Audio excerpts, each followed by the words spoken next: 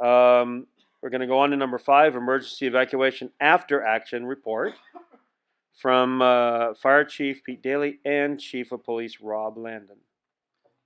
Good evening, Mayor, Vice Mayor, Council members. Thank you for having us here this evening. Tonight we're going to talk a little bit about the handout or the book that you have in front of you, the after action report. It covers the Flood Watch 2017. And with any incident, major incident, any type of public safety, one of the last things you want to do is make sure that you take care of the paperwork. And our goal is to always get better. So we try to identify the things that we did right and the things that we can do better in this report. It's pretty in-depth. The fire department, everybody had a play on this, and I know the fire chief spent a lot of time getting this all together. So this is going to be the first look at this evening. So it covers the period of February 12th through February 14th. I don't think I have to rehash your memories too much. That evening at 4:30 when it came out on social media is where I got my first notice. We're alerted on broadcast by the DWR, the auxiliary spillway at Oroville was subject to imminent failure. Portions of Butte County, Yuba County, Sutter County, City of initiated a mandatory evacuation. Yuba City citizens began to self-evacuate. City staff reported to the city EOC. Command staff met and quickly decided to highly recommend a voluntary evacuation. And over the next several hours, thousands of citizens evacuated to the west and to the south. So as far as major events that we're going to cover, the first 48 hours, city staff, mutual aid, law enforcement resources were used for the following things: to maintain security of the city, provide emergency services, maintain the key infrastructure, patrol the levees, monitor the river levels, and provide logistical support for employees. And this is a look at the Emergency Operations Center down at the fire station on Olier. The next major event after the event was over was, of course, the repopulation. We met as a group with the CHP and all the involved agencies to try to determine a path to bring everybody back in now that we had a majority of the city evacuated. There was a lot of self-repopulation during that event, and we did have a good plan that we came up. But at the end of the day, what we did was we put a lot of officers on both sides of the street, and we made sure that everybody came in safely. There was a lot of people bringing themselves back in, and we knew that was going to happen. The evacuation order was lifted on Tuesday, February 14th. And then this is some of the stuff we did afterwards, this particular thing, this evacuation flood map. I don't know if you had the opportunity to look at Butte counties. One of the problems that was identified early was people didn't know where to go. The biggest problem with that is there's not a lot of places to go. And when you have Butte County already on the road and you have every other citizen on the road already and our officers still responding, it creates quite a traffic jam. So that's one of the things we identified. We're going to try to do better in the future. And what we've done is we've provided 5 different zones, broke up Yuba City into 5 different zones, and developed an evacuation map for each one. Of course, things are going to change depending on the event. But if we're going to try to put these out on if they're not already, on the website. Where's Darren? They're already on the website, aren't they?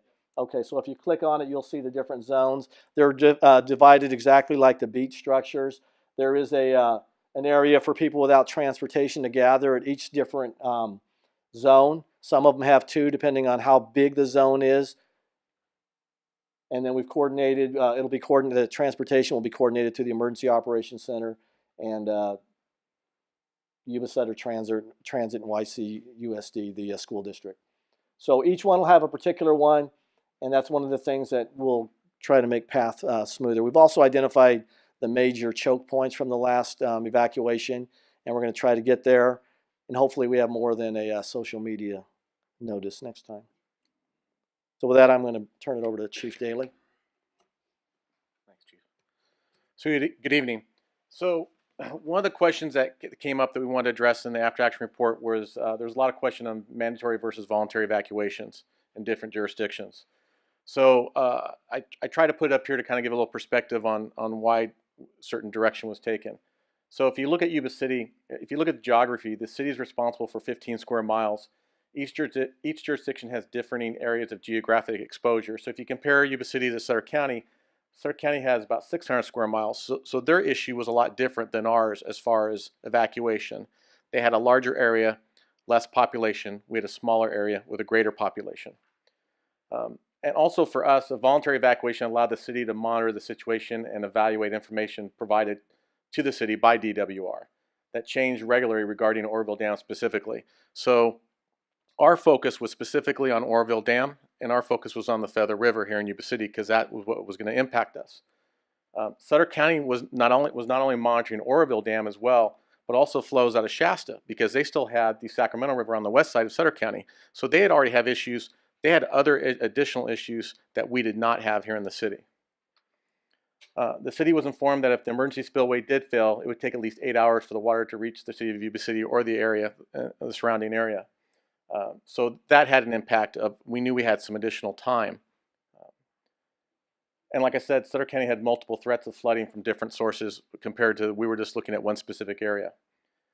We also felt comfortable that if there was a mandatory evacuation was required, that we'd be able to meet that obligation in far less than 8 hours and evacuate the community if needed so.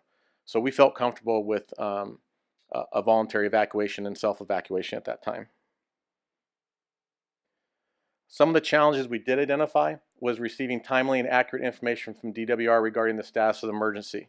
I can tell you for a fact, and I've mentioned this before, I was there 3 to 4 days prior to this event happening, there for briefings every morning at 10 o'clock for the cooperator meeting, and there also in the afternoon for their planning meeting. And every step of the way, I was in those meetings identifying exactly, along with Bill Fuller, my administrative analyst with the city, taking notes and figuring out what the next course of action was. We were there, Bill and myself were there at 12:30 that day, and everything was doing well until 4:30 came around, and then things didn't go so well. So I can tell you when I left it, when Bill and I left at 12:30 in the afternoon, there was not a concern about the auxiliary or emergency spillway at that time. But that's an issue that we have because we didn't get really good information. Communication and coordination between local government agencies on evacuation procedures and trigger points, I think that's an important thing that we need to look at. I think we should have some pre-designated trigger points and other items to be able to effectively evacuate in a timely fashion. Timely notification of emergency status and actions to the public. Obviously, it's really important to notify the public as quickly as possible. Coordinating emergency public information releases. I think that's very important. Make sure the same message is getting out. And then obviously traffic caused by rapid evacuation. That poses a challenge for us, as Chief Landon mentioned earlier, that they're working on. Some of the successes, because we did have some successes, was given the short time frame, citizens were able to self-evacuate. It took a while, but they were able to do that. The EOC was quickly staffed and operational. Our rapid notify system worked. We were able to notify citizens of voluntary evacuation. Instant briefings between the day and night shift were very effective. Communication with other local and state agencies and districts were effective once we got things up and running. And then planning with local agencies during the repopulation was very successful because we actually had some time to work on that, so that ran very smooth for us.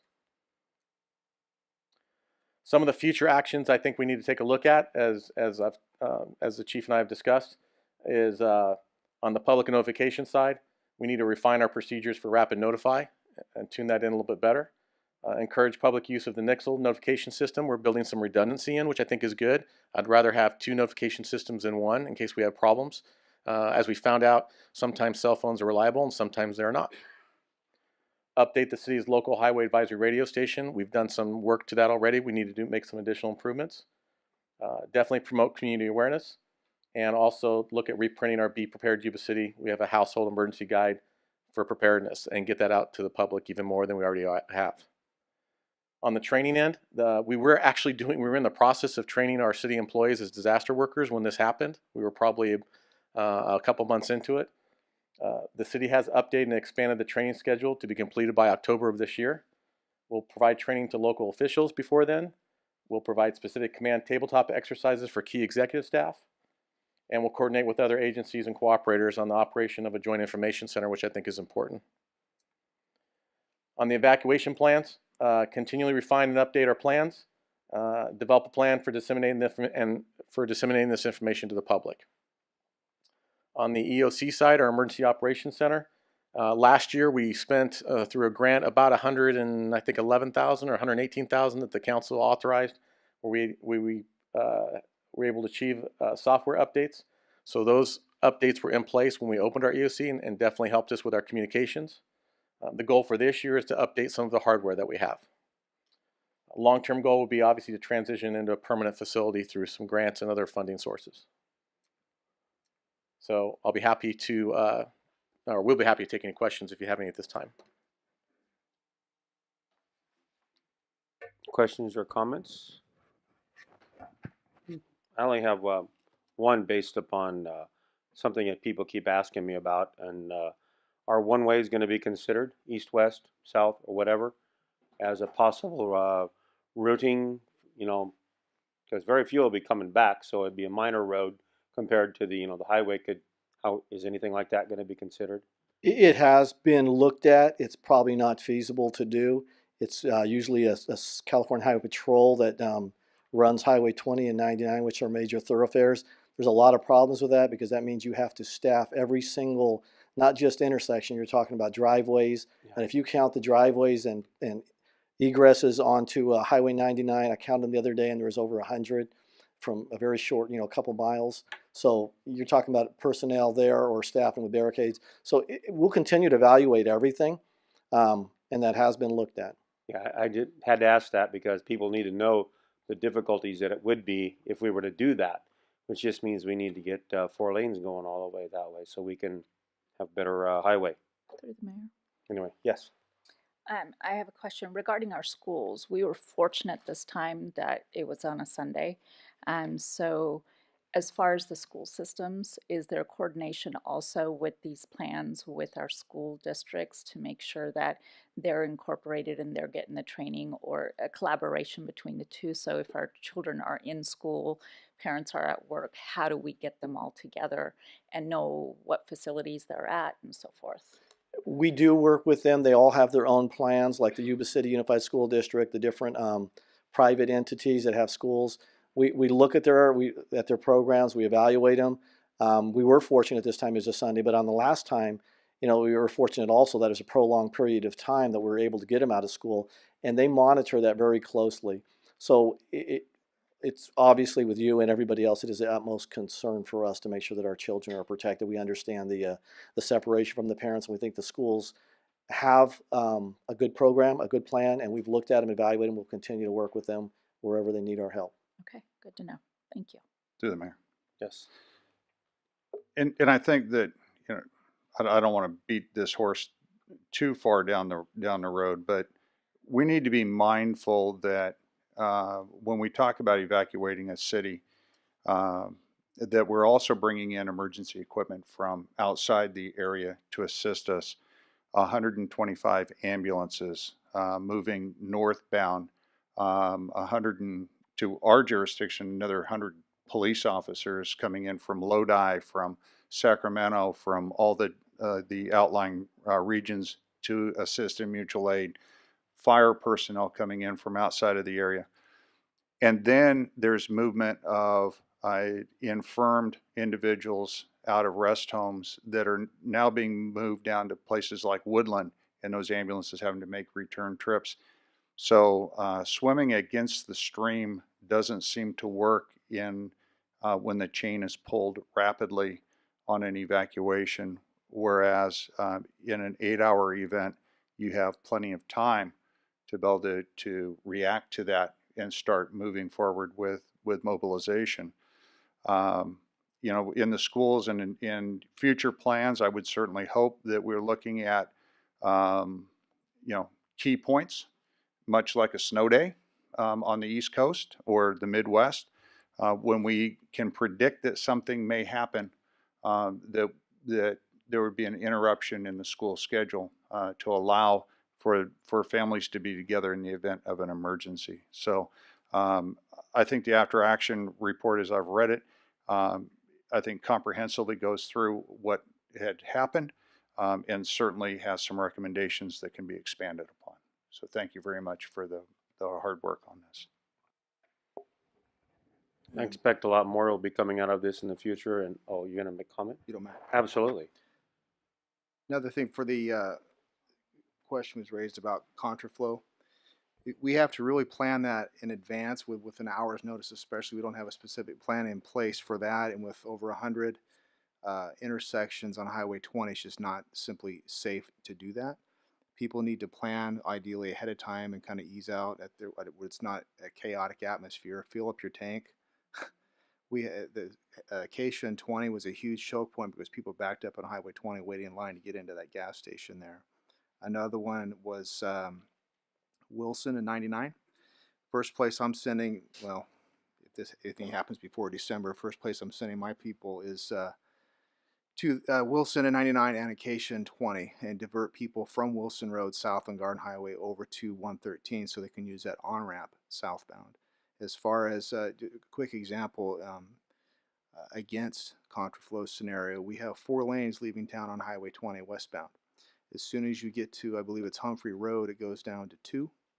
And so that's going to be your new choke point. It's going to right back up into town, and you're no better off than you were before. You can't get anybody in. 4 lanes. So that's just one example of many I can come up with of why it's not a good idea. And the quick question, real quick, for you gentlemen. On here we have future actions and steps planned. Do we have a timeline on that, or is there a name and a phone number that I can perhaps have for each one of those to follow up on when I'm asked? Absolutely, we'll make How it things are available. going? Okay.